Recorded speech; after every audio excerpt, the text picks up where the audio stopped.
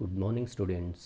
ఈరోజు మనం కొలాయిడ్స్ని తయారు చేసేటటువంటి పద్ధతుల గురించి నేర్చుకోవచ్చునండి. Preparation of lyophobic colloidal solutions.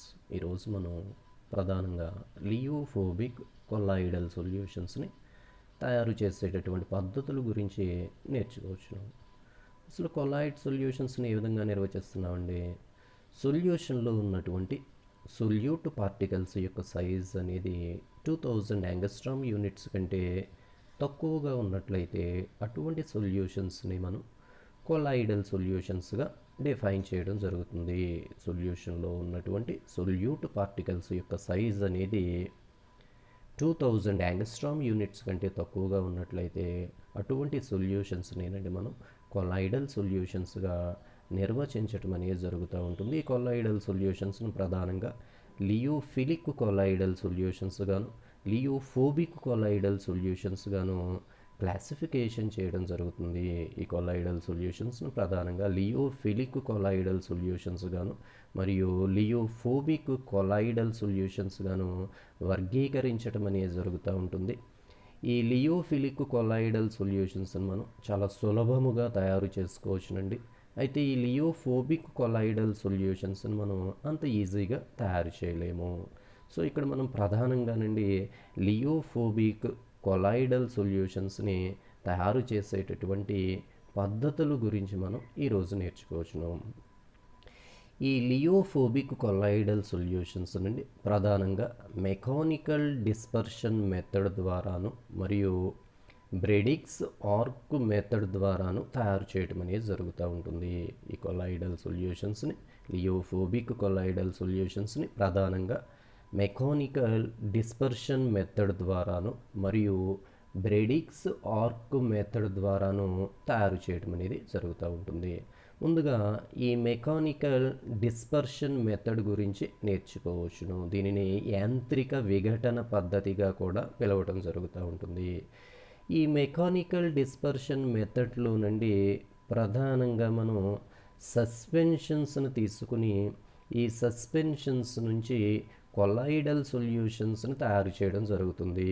ఈ మెకానికల్ డిస్పర్షన్ మెథడ్లో నుండి సస్పెన్షన్స్ను తీసుకుని అవలంబనాలను తీసుకుని ఈ సస్పెన్షన్స్ నుంచి అవలంబనాల నుంచి కొలాయిడల్ సొల్యూషన్స్ని తయారు చేసుకోవడం అనేది జరుగుతుంది. అసలు సస్పెన్షన్స్ అంటే ఏంటండి? అవలంబనాలు అంటే ఏంటి? ఈ సస్పెన్షన్స్ లేదా అవలంబనాలను ఏ విధంగా నిర్వచిస్తున్నాము? సొల్యూషన్లో ఉన్నటువంటి సొల్యూట్ పార్టికల్స్ యొక్క సైజ్ అనేదండి 2000 యాంగస్ట్రామ్ యూనిట్స్ కంటే ఎక్కువగా ఉన్నట్లయితే అటువంటి సొల్యూషన్స్ని మనం సస్పెన్షన్స్గా పిలవడం జరుగుతుంది, అవలంబనాలుగా పిలవడం జరుగుతుంది. సొల్యూషన్లో ఉన్నటువంటి సొల్యూట్ పార్టికల్స్ యొక్క సైజ్ అనేదండి మనకి 2000 యాంగస్ట్రామ్ యూనిట్స్ కంటే ఎక్కువగా ఉన్నట్లయితే అటువంటి సొల్యూషన్స్నేనండి మనం సస్పెన్షన్స్గా పిలవడం జరుగుతుంది. సో ఈ సస్పెన్షన్స్లో సొల్యూట్ పార్టికల్స్ యొక్క సైజ్ అనేదండి 2000 యాంగస్ట్రామ్ యూనిట్స్ కంటే ఎక్కువగా ఉండటం అనేది జరుగుతుంది.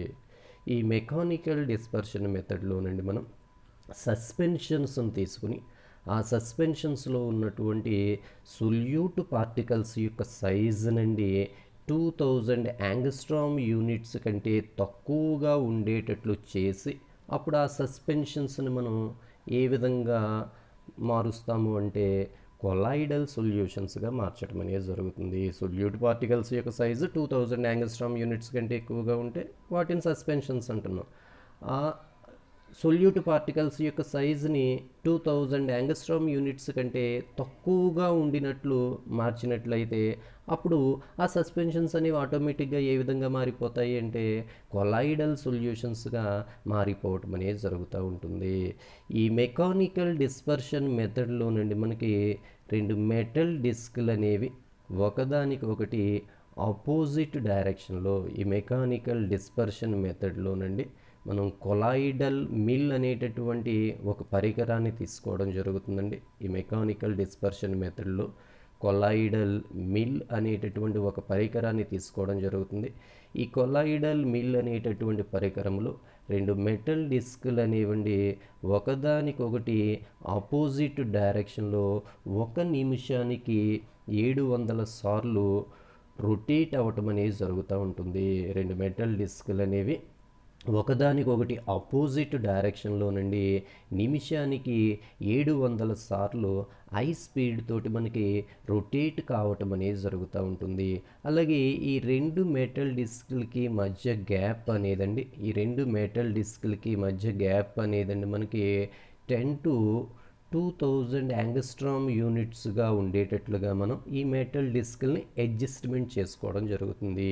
ఈ రెండు మెటల్ డిస్క్లకి మధ్య గ్యాప్ అనేదండి, మధ్య దూరం అనేదండి మనకి 2000 యాంగస్ట్రామ్ యూనిట్స్ కంటే తక్కువగా ఉండేటట్లుగా 10 to 2000 యాంగస్ట్రామ్ యూనిట్స్ కంటే తక్కువగా ఉండేటట్లుగా మనం అడ్జస్ట్మెంట్ చేసుకునండి ఈ కొల్లాయిడల్ మిల్లులో కండి ఇప్పుడు మనం సస్పెన్షన్ని పంపించడం జరుగుతుంది.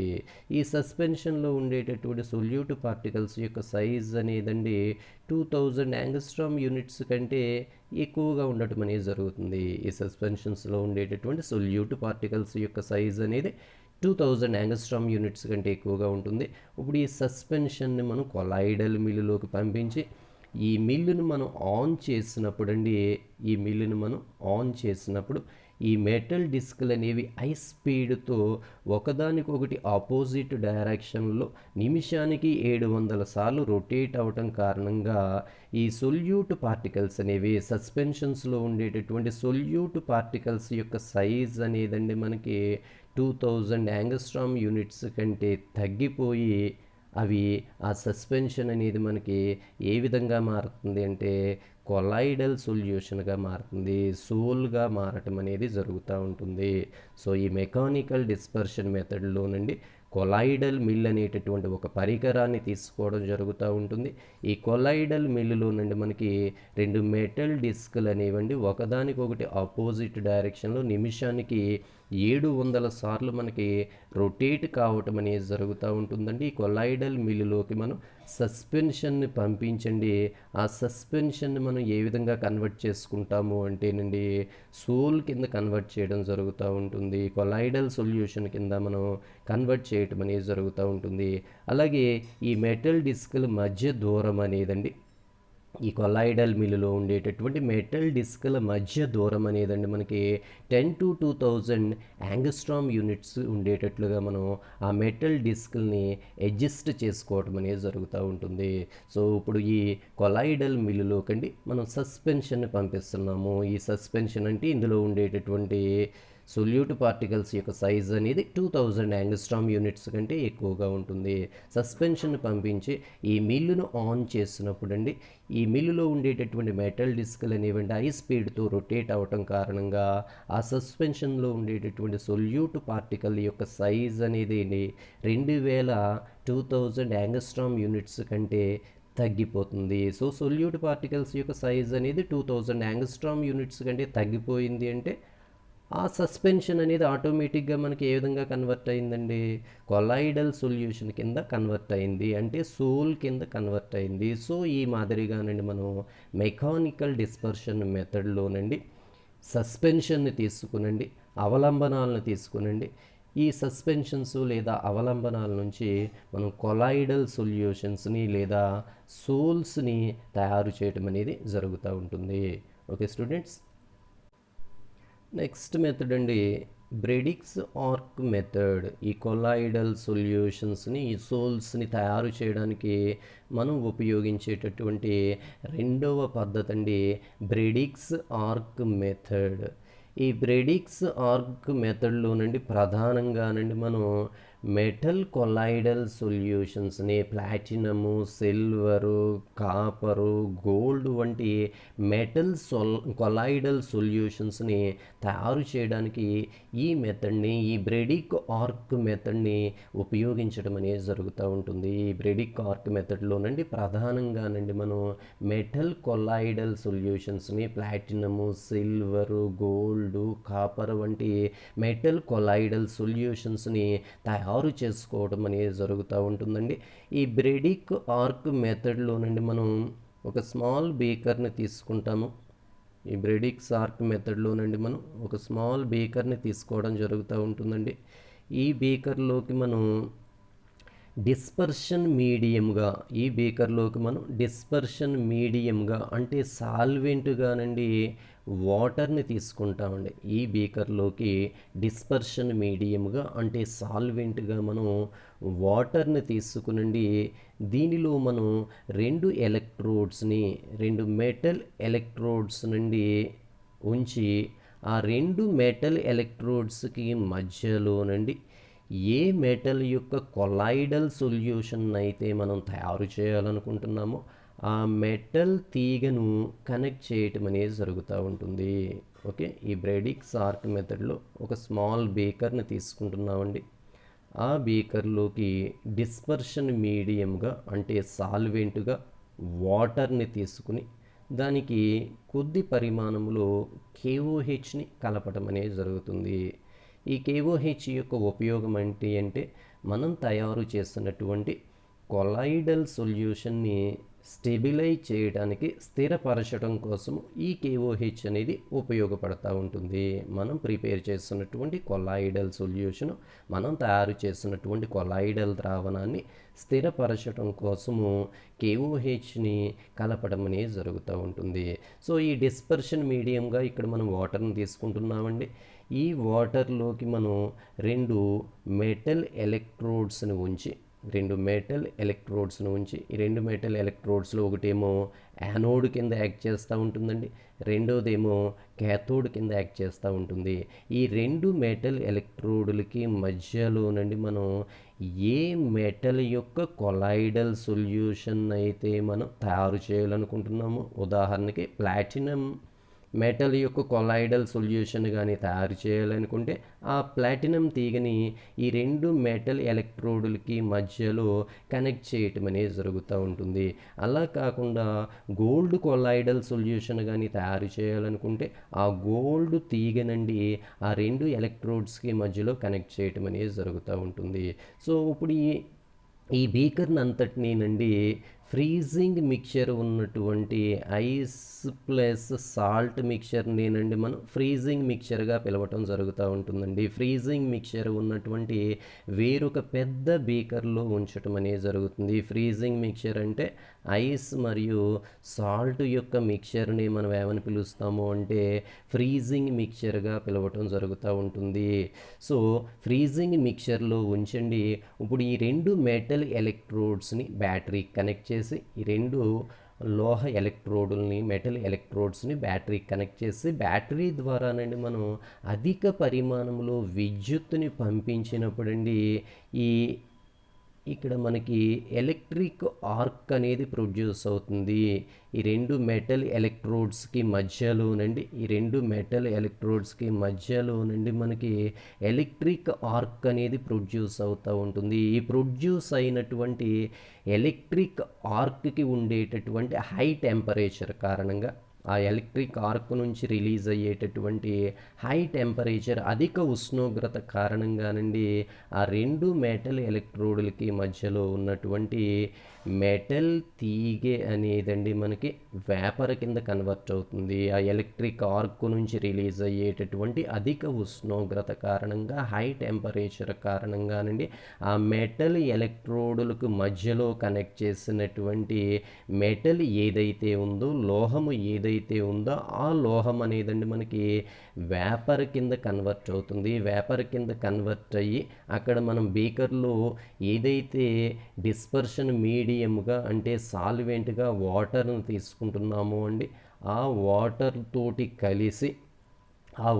తోటి కలిసి ఫ్రీజింగ్ మిక్చర్ కారణంగా చల్లబడి కొలాయిడల్ సొల్యూషన్ కింద మనకి కన్వర్ట్ కావటం అనేది జరుగుతూ ఉంటుంది. కొలాయిడల్ ద్రావణం కింద కన్వర్ట్ కావటం అనేది జరుగుతూ ఉంటుంది. ఈ విధంగా ఏర్పడినటువంటి కొలాయిడల్ ద్రావణాన్ని స్టెబిలైజ్ చేయటం కోసం అండి మనం ఆల్రెడీ ఆ వాటర్కి ఆ సాల్వెంట్గా పనిచేసేటటువంటి వాటర్ కండి KOHను కూడా యాడ్ చేయటం జరుగుతూ ఉంటుంది. ఆల్రెడీ స్టార్టింగ్లోనే మీకు చెప్పడం జరిగింది. ఇక్కడ డిస్పర్షన్ మీడియంగా అంటే సాల్వెంట్గా వాటర్ని తీసుకోవడం జరిగిందండి. ఈ వాటర్కి కొద్ది పరిమాణంలో KOHని కలపడం జరిగింది. ఈ KOH యొక్క ఉపయోగం ఏంటి అంటే ఏర్పడినటువంటి కొలాయిడల్ ద్రావణాన్ని స్టెబిలైజ్ చేయటం కోసము, స్థిరపరచడం కోసం మనకి ఈ KOH అనేది ఉపయోగపడుతూ ఉంటుంది. ఓకే స్టూడెంట్స్, ఈ బ్రెడిక్ ఆర్క్ మెథడ్లో నుండి ప్రధానంగా మనం మెటల్ కొలాయిడల్ సొల్యూషన్స్ని ప్లాటినం, సిల్వర్, గోల్డ్, కాపర్ వంటి మెటల్ కొలాయిడల్ సొల్యూషన్స్ని మనం తయారు చేసుకోవడం అనేది జరుగుతూ ఉంటుందండి. అలాగే ఈ పద్ధతిలో మనం ఒక ఎలక్ట్రిక్ ఆర్క్ను ప్రొడ్యూస్ చేసుకునండి. ఆ ఎలక్ట్రిక్ ఆర్క్ని ఉపయోగించుకొని మనం కొలాయిడల్ సొల్యూషన్ తయారు చేసుకోవడం అనేది జరుగుతూ ఉంటుంది. ఇక్కడ మనం ఒక బీకర్ని తీసుకున్నామండి. ఇక్కడ మనం ఒక బీకర్ని తీసుకుని ఆ బీకర్లోకి డిస్పర్షన్ మీడియంగా అంటే సాల్వెంట్గా మనం వాటర్ని తీసుకుని ఆ వాటర్కి కొద్ది పరిమాణంలో KOHని కలపడం అనేది జరుగుతూ ఉంటుంది. సో ఈ బీకర్లోని ఉన్నటువంటి వాటర్లోకి 2 లోహపు ఎలక్ట్రోడులను ఉంచి ఆ 2 లోహపు ఎలక్ట్రోడులకి మధ్యలో ఏదైతే మనం మెటల్ కొలాయిడల్ సొల్యూషన్ తయారు చేయాలనుకుంటున్నామో దానికి సంబంధించినటువంటి మెటల్ తీగని కనెక్ట్ చేయటం అనేది జరుగుతూ ఉంటుంది. ఈ బీకర్ని అంతటినీ కూడానండి ఐస్ క్యూబ్స్ ఉన్నటువంటి వేరొక పెద్ద బీకర్లో ఉంచడం జరుగుతుంది.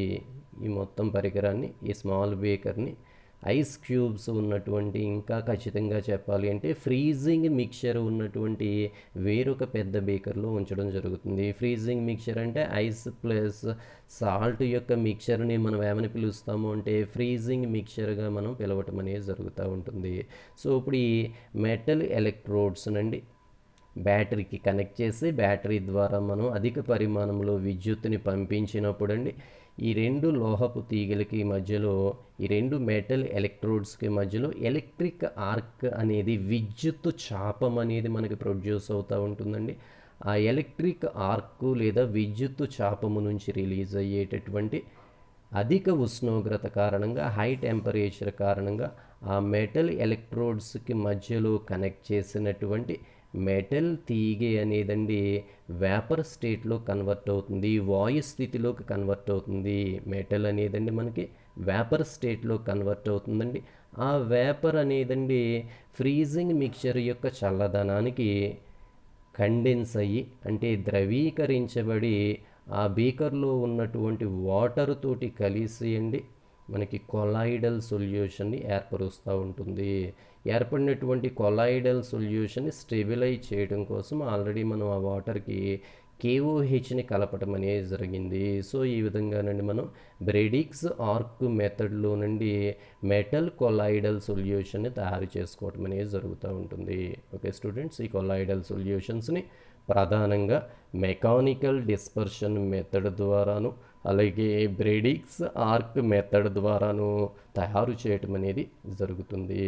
నెక్స్ట్ క్లాస్లో మనం ఈ కొలాయిడల్ సొల్యూషన్స్ యొక్క ప్రాపర్టీస్ అయినటువంటి బ్రౌనియన్ మూమెంట్ గురించి అలాగే టిండాల్ ఎఫెక్ట్ గురించి నేర్చుకోవచ్చును. కొలాయిడల్ సొల్యూషన్స్ యొక్క ప్రాపర్టీస్లో అతి ముఖ్యమైన ప్రాపర్టీస్ అయినటువంటి బ్రౌనియన్ మూమెంట్, బ్రౌనియన్ చలనము మరియు టిండాల్ ఎఫెక్ట్, టిండాల్ ప్రభావము గురించి నేర్చుకోవచ్చును.